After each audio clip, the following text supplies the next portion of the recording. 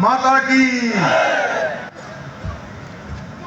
श्रावस्ती लोकसभा के आज इस युवा सम्मेलन में आप सब लोग जिनके समर्थन के लिए यहाँ पर आए हैं, अभी उन्होंने बहुत ही कम शब्दों में और मैं कहूँगा कि गागर में सागर भरने का काम किया। ऐसे हमारे श्रावस्ती लोकसभा क्षेत्र के प्रत्याशी और जिनके मत और समर्थन के लिए आप सब इस कड़ी और चिलचिलाती गर्मी में भी जम के बैठे हुए हैं। प्रत्याशी भाई साकेत मिश्रा जी, भारतीय जनता पार्टी के अरे तो हम रिकॉर्ड नहीं कर सकते, साइड थोड़ा कर लो भाई। जिले के जिला अध्यक्ष हमारे पुराने उत्तराखंड सरकार में मंत्री आदरणीय श्री विनय रोहेला जी, जो पूरे हमारे कार्यक्रमों के भी समन्वयक है, और इस कार्यक्रम में पधारे हमारे सभी बड़े बुजुर्ग, सभी उपस्थित माताएं, बहनें, मेरे सभी नौजवान साथियों के इस कार्यक्रम में कुछ विलंब से आप सबके बीच में पहुंचा हूं और आज बड़ा शुभ दिन है। आज जहां अक्षय तृतीया है, आज भगवान परशुराम जी की जयंती है, और जब मैं आप सबके बीच में आज भगवान बुद्ध की तपोस्थली महाराजा सुहेलदेव की पराक्रम भूमि और उत्तराखंड देवभूमि की तरह ही यह भी देवभूमि कहे जाने वाले इस श्रावस्ती की पावन धरा में आप सबके बीच में आया हूं। तो आज शुभ दिन, जहां परशुराम जयंती है, अक्षय तृतीया है, वहीं पूरे देश दुनिया के अंदर जो उत्तराखंड में चार धाम यात्रा चलती है, उस चार धाम यात्रा का भी आज शुभारंभ हो गया है। और तो आज प्रातःकाल मैं भागा बाबा केदारनाथ जी के आज कपाट खुलने के अवसर पर उनके दर्शन करने के बाद आप सबके दर्शन करने पहुंचा हूं। भाइयों बहनों, मैं सबसे पहले तो आप सबकी इस उपस्थिति को और जो मैं जोश देख रहा हूं, और वास्तव में क्योंकि लंबे समय तक मैंने विद्यार्थियों के बीच में काम किया है, मैंने नौजवानों के बीच में युवा मोर्चा में काम किया है, तो कभी भी नौजवानों का, विद्यार्थियों का, युवाओं का कोई कार्यक्रम होता है तो उसमें जोश और ऊर्जा भरपूर होती है। तो मैं आप सबके अंदर भी वही जोश और ऊर्जा देख रहा हूं जो इस गर्मी को भी हरा रही है। इस चिलचिलाती धूप, एक टेम्परेचर जो लगातार हमको तपाने का काम कर रहा है, आप उसको भी ठंडा करने का काम कर रहे हैं। मैं आप सबका स्वागत करता हूं अपनी देवभूमि के मुख्य सेवक के नाते। भाइयों बहनों, ये जो क्षेत्र है श्रावस्ती का क्षेत्र, जहां हमारी जो विचारधारा है, उस विचारधारा का ये बड़ा गढ़ रहा है, जहां पूज्य अटल बिहारी वाजपेयी जी और राष्ट्रऋषि नानाजी देशमुख की भी एक कर्मभूमि रही है। भाइयों बहनों, आज मैं आप सबके समक्ष श्रावस्ती लोकसभा क्षेत्र में, जिनको माननीय प्रधानमंत्री मोदी जी ने, केंद्रीय संसदीय बोर्ड ने आप सबकी सेवा का अवसर के लिए, आप सबकी सेवा करने के लिए, आप सबके विकास को आगे बढ़ाने के लिए यहाँ का प्रत्याशी बनाकर आप सबके बीच में भेजा है भाई साकेत मिश्रा जी। उनके लिए देवभूमि से आकर आप सबका मत, आप सबका समर्थन, आप सबका आशीर्वाद मांगने के लिए आया हूँ। आज के साथी बैठे हैं, मैं कह सकता हूं कि किसी भी देश के अंदर जब भी देश का इतिहास लिखा जाता है तो उसमें नौजवानों की बहुत बड़ी भूमिका होती है। नौजवान युवा इतिहास बनाने का काम करते हैं। वो जो ठान लेते हैं वो करके दिखाते हैं। चाहे जितने देश के अंदर आंदोलन हुए हों, दुनिया के अंदर आंदोलन हुए हों, दुनिया के अंदर कोई परिवर्तन हुआ हो, उसके अगर अग्रदूत कोई बने हैं तो आप जैसे नौजवान और युवा बने हैं। भाइयों बहनों, आप सब लोग भी अगर एक ठान लें कि साकेत मिश्रा जी को, ये जीत तो रहे हैं यहां से, लेकिन एक बड़े बहुमत से जिताना है, घर घर कमल खिलाना है, और अगले 15 दिन जो बचे हुए हैं 15 दिन में से भी मात्र 13 दिन जो चुनाव प्रचार के हैं, क्योंकि आज से ठीक 13 दिन बाद चुनाव प्रचार बंद हो जाएगा।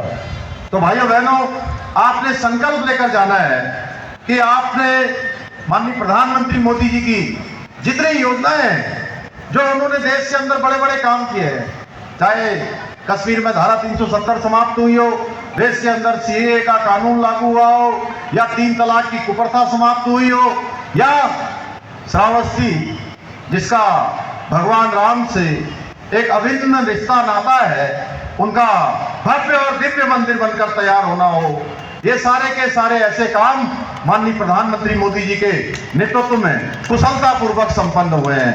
इन सबको हमने घर घर तक ले जाना है। और योगी जी की जो कल्याणकारी नीतियां हैं, योगी जी ने जो उत्तर प्रदेश के अंदर काम किया है, योगी जी और मोदी जी की जोड़ी ने, जिस डबल इंजन ने जो तेजी से उत्तर प्रदेश को आगे बढ़ाने का काम किया है। आरक्षण को लेकर अभी बयान दे रहे थे, इस पर विपक्ष कह रहा है कि जब ये आरक्षण का सर्वे नहीं हुआ तो ये सर्वे आया कहाँ से? देखिए, ये रिपोर्ट बड़ी ऑथेंटिक है और पूरे देश के अंदर सारे लोगों के सामने आ चुकी है और इस पर बड़ा अब चिंतन चल रहा है, बड़ी चर्चा चल रही है और लगातार इस प्रकार से बहुसंख्यक जनसंख्या का उन्मूलन हुआ है। ये हमारे लिए बहुत चिंता का विषय है। इसलिए देश के अंदर समान नागरिक संहिता होनी चाहिए, समान नागरिक एक सबके लिए एक समान कानून होना चाहिए। जो भूमि उत्तराखंड से मैं आता हूँ, वहाँ पर समान नागरिक संहिता एक विधेयक बन चुका है और आने वाले समय में भारतीय जनता पार्टी ने अपने संकल्प पत्र में पूरे देश के सामने संकल्प रखा है कि आने वाले समय में पूरे देश के अंदर मोदी जी के नेतृत्व में लागू होगा। धन्यवाद। हर क्षेत्र में उत्तर प्रदेश आज उत्तम प्रदेश बना है। उत्तर प्रदेश एक जमाने में, क्योंकि मैं भी यही लखनऊ विश्वविद्यालय में रहकर लगभग 10 वर्षों तक मैंने शिक्षा प्राप्त करने का काम यही किया है। ये सौभाग्य मुझे इसी धरती पर मिला है। तो मैं कह सकता हूँ किस समय से उस समय एक समय था जब इसकी गिनती बीमारू राज्य के रूप में होती थी।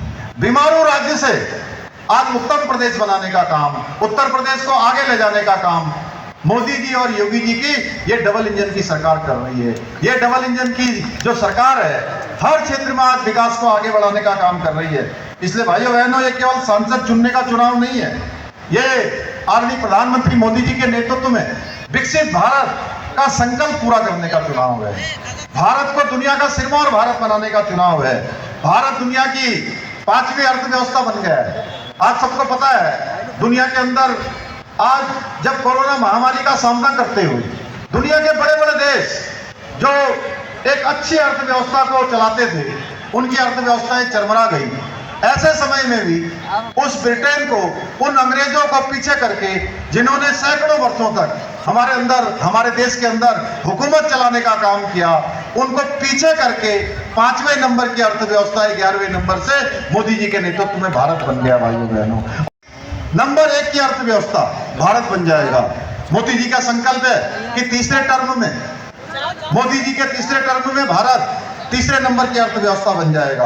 आदरणीय मोदी जी ने 10 वर्षों में देश की दशा और दिशा को बदलने का काम किया है। दुनिया के अंदर बड़े बड़े भारत ने इंफ्रास्ट्रक्चर के क्षेत्र में काम किया है। आज दुनिया आश्चर्यचकित है कि किस प्रकार से काम हो रहा है, चाहे विश्व स्तरीय इंफ्रास्ट्रक्चर हो, रिंग रोड्स हो, हाईवे हो, एलिवेटेड रोड्स के साथ मेट्रो रेल हो, मोनो रेल हो, under water metro, Vande Bharat जैसी अनेक परियोजनाएं जिन पर आज देश की पहचान पूरे विश्व के अंदर बनी है।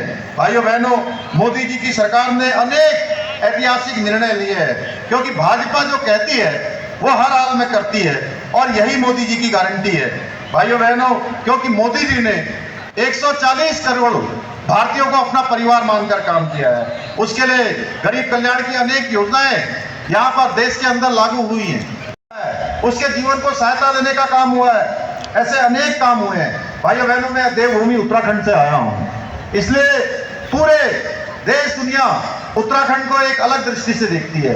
उत्तराखंड का एक देवभूमि का मूल स्वरूप है। उसके मूल स्वरूप को हमने कहा कि किसी भी कीमत पर वहां के मूल स्वरूप को हम खराब नहीं होने देंगे, उसके साथ छेड़छाड़ नहीं होने देंगे। जो बड़े पैमाने पर लैंड जिहाद चलता था, उस लैंड जिहाद के खिलाफ हमने वहां पर अभियान चलाया और और 5000 एकड़ से भी ज्यादा जमीन उत्तराखंड के अंदर सरकारी अवैध कब्जों को हमने मुक्त करवाने का काम किया है। वहां पर दंगा न हो उसके लिए दंगा विरोधी कानून बनाया है, नकल रोकने के लिए नकल विरोधी कानून बनाया है, धर्मांतरण का सख्त कानून बनाया है। ऐसे अनेक कानून उत्तराखंड के अंदर बनाए हैं। और सबसे बड़ी बात, आपने देखा होगा कल देश के अंदर आंकड़े आए हैं, जनसंख्या में 1950 से लेकर अभी तक किस प्रकार से एक बहुसंख्यक हिंदू जनसंख्या में 14% की घटोतरी हुई है।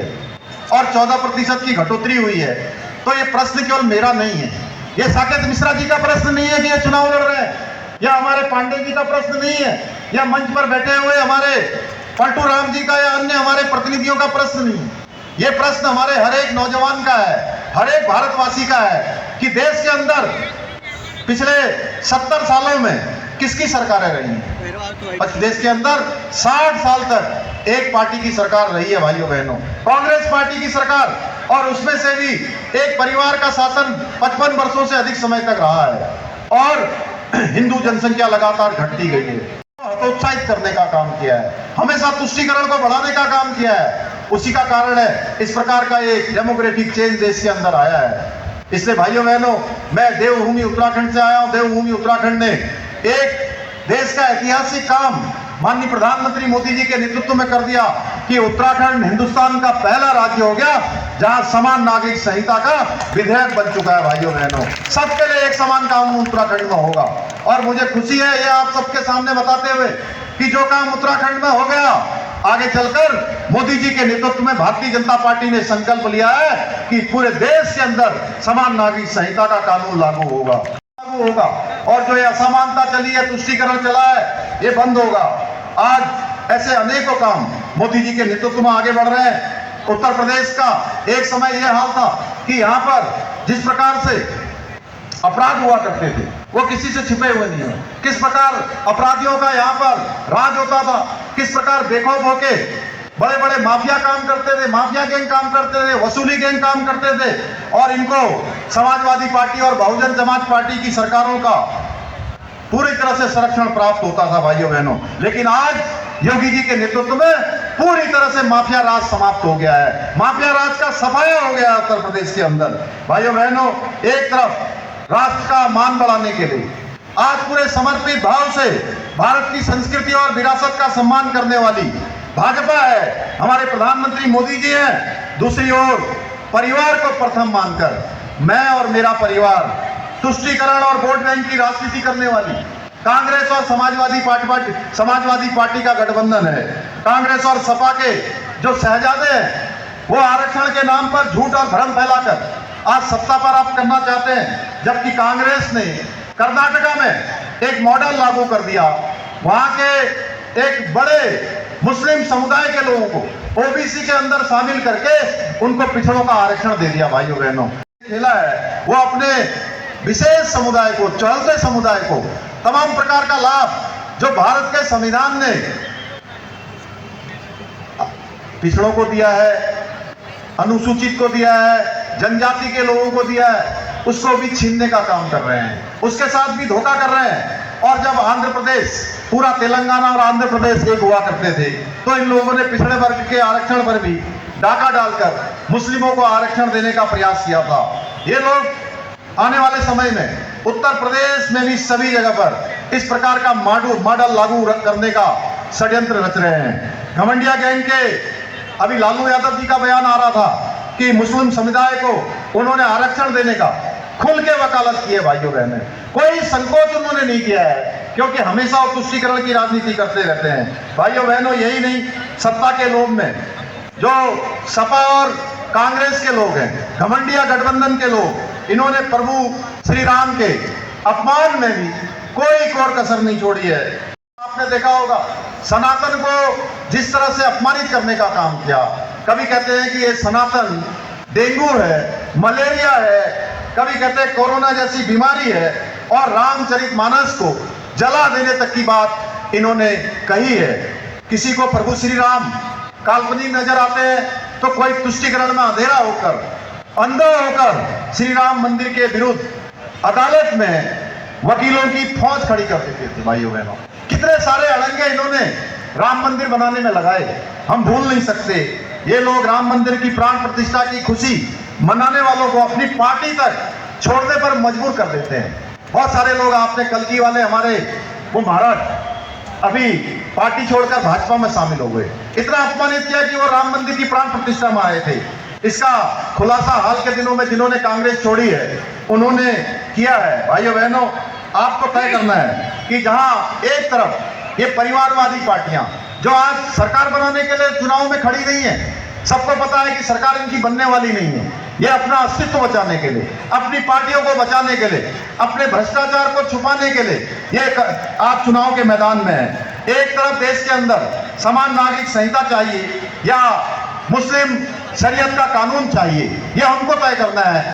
5 सालों के लिए मोदी जी के 5 साल मजबूत सरकार चाहिए या ऐसी सरकार जो 5 सालों में 5-10 प्रधानमंत्री बनाने का अभी से लोगों के सामने बखान करते हो, ये घमंडिया गैंग चाहिए। अगर मजबूत नेतृत्व चाहिए तो आप सब लोग मेरे साथ बोलिए, एक बार फिर मोदी सरकार, एक बार फिर। भाइयों बहनों, हम सभी को मिलकर ये तुष्टीकरण और वोट बैंक की जो घटिया राजनीति को करारा जवाब देना है। और 25 मई को भाजपा के प्रत्याशी श्री साकेत मिश्रा जी, जो कि बहुत पढ़े लिखे हैं, बहुत विजनरी हैं और इस क्षेत्र को आगे ले जाने का काम करेंगे। और मैं कह सकता हूं, जितना मैं इनको जानता हूं, इनकी पृष्ठभूमि को जानता हूं, ये यहाँ के हर एक नौजवान को आगे बढ़ाने के लिए, हर एक माता बहन के कष्ट के निवारण के लिए, इस क्षेत्र के विकास के लिए आपके वकील बनकर काम करेंगे, आपकी वकालत करेंगे, इस क्षेत्र को आगे बढ़ाएंगे। इसलिए आप लोगों ने इनको भारी बहुमत से विजय बनाना है। मैं यहाँ पर मौजूद युवा शक्ति से अपील करता हूं कि सभी योजनाएं और उपलब्धियां जो मोदी सरकार की है, योगी सरकार की है, जन जन तक पहुंचाइए और श्रावस्ती में कमल खिलाने के लिए जन जन को प्रेरित कीजिए, जन जन को घर से निकालिए। और 25 तारीख को जिस दिन मतदान होगा ना, आप सबका मुकाबला किसी से नहीं होने वाला है, न समाजवादी पार्टी से होने वाला है, न बहुजन समाज पार्टी से होने वाला है, न कांग्रेस पार्टी से होने वाला है। भारतीय जनता पार्टी के कार्यकर्ताओं का जो मुकाबला है, वो जो तापमान है ना, हमारा टेम्परेचर, गर्मी, उससे होने वाला है। इसलिए आपने चुनौती को स्वीकार करना है कि तापमान कितना भी होगा, कि हम स्वीकार करते हैं कि हम लोगों को घर घर से लाएंगे। बोलिए, स्वीकार करते हैं? मतदान केंद्र तक ले जाएंगे? अरे जोर से बोलिए भाई, आवाज नहीं आ रही है। मतदान केंद्र तक ले जाएंगे, कमल वाला बटन दबाएंगे, कमल वाला बटन दबाएंगे। तो मुझे पूरा विश्वास है कि श्रावस्ती लोकसभा क्षेत्र से इस बार आप कमल खिलाएंगे।